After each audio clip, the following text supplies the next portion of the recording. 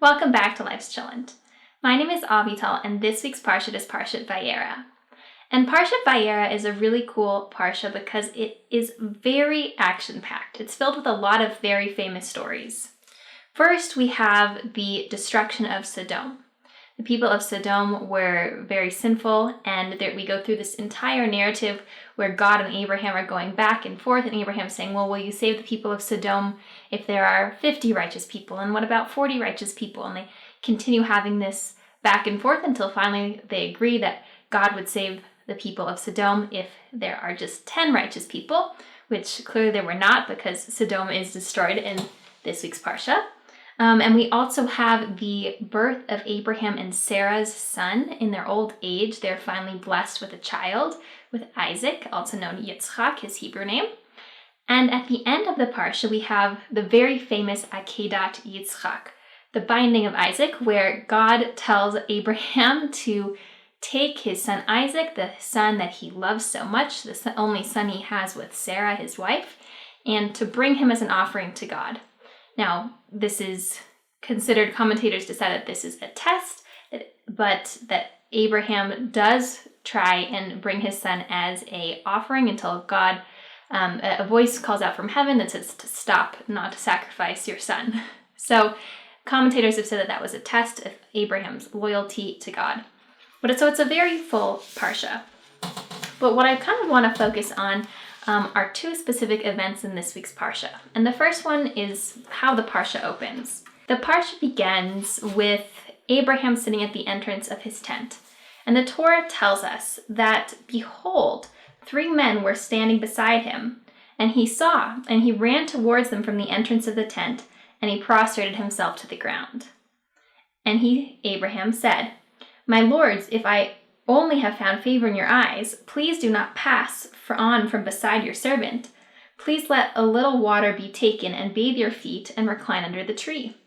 And I will take a morsel of bread and sustain your hearts, and afterwards you shall pass on." So Abraham is sitting at the entrance of his tent, and he sees these 3 passerbyers, these 3 travelers in the distance, and he runs to them and he says, please, don't continue on. Let me take care of you. Let me provide you with some of your needs. And the Parsha continues that Abraham hastened to Sarah, and he said, hasten 3 se'ah of meal and fine flour, knead and make cakes. And to the cattle did Abraham run, and he took a calf, tender and good, and he gave it to the youth, and he hastened to prepare it. So not only is Abraham rushing to prepare beautiful things for these guests, but he gets the whole family involved. He asks Sarah, his wife, to go ahead and prepare delicious foods for the guests. And commentators also suggest that when it says he told the youth to prepare the calf that Abraham found, the youth was Ishmael, his other son, his older son. And he has the entire family involved in creating a beautiful meal for these travelers. So Abraham prepared the meal, and the Torah tells us that these 3 men ate.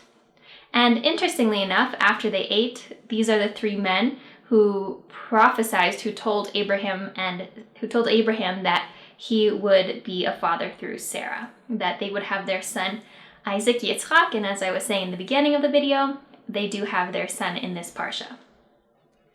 So the Parsha does shift again to this, the destruction of Sodom, one of the other major events of the Parsha, where again Abraham is having this back and forth dialogue with God.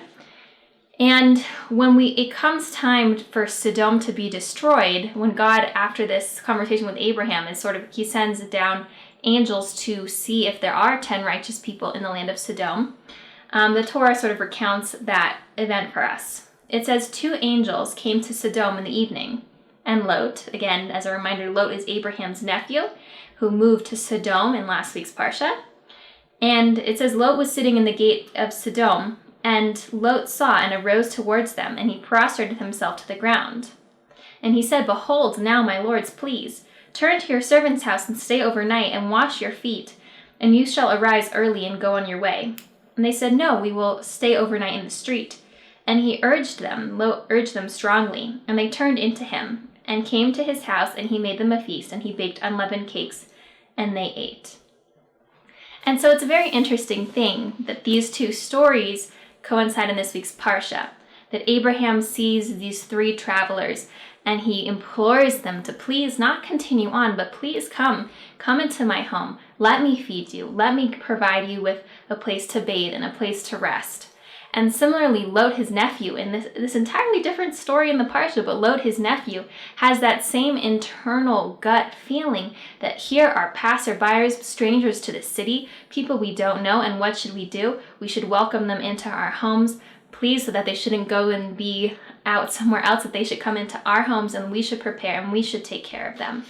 And interestingly also, these are the two angels here who came to visit Lot in Sodom. They are the ones who end up saving Lot and his daughters from death as the rest of Sodom is destroyed. So both Abraham and Lot, while it was not their intention to receive anything back from their guests, did receive great news and life-changing news from their visitors. And when I was thinking about it back to our lives, and what can we learn from Abraham and Lot both running to open up their homes to other people, it's the value of hospitality. But not only hospitality to our friends, to our family members, to the people in our communities, but hospitality and opening up our homes to strangers. Abraham, and I'm not saying anything dangerous, not to like random people you don't know, but Abraham and Lot both saw these people traveling, people they didn't know, people who weren't in their community, and they welcomed them into their homes. We get very comfortable with our same couple of people who come over to our house all the time, or we go to their homes. It becomes very familiar. But what about opening up our homes to the people we don't know as well in our communities, and opening up our home to the people who we see don't get invited as often? That is something really meaningful, and not that, again, that we should expect to gain anything back from them, but very often we do. We do gain back things from other people and from doing kindnesses to other people. It's a really beautiful value that Abraham and Lot are teaching us, not only to invite in our friends and our family, but to invite in the stranger, to invite in those who we don't know, and to get to know them and to learn from each other.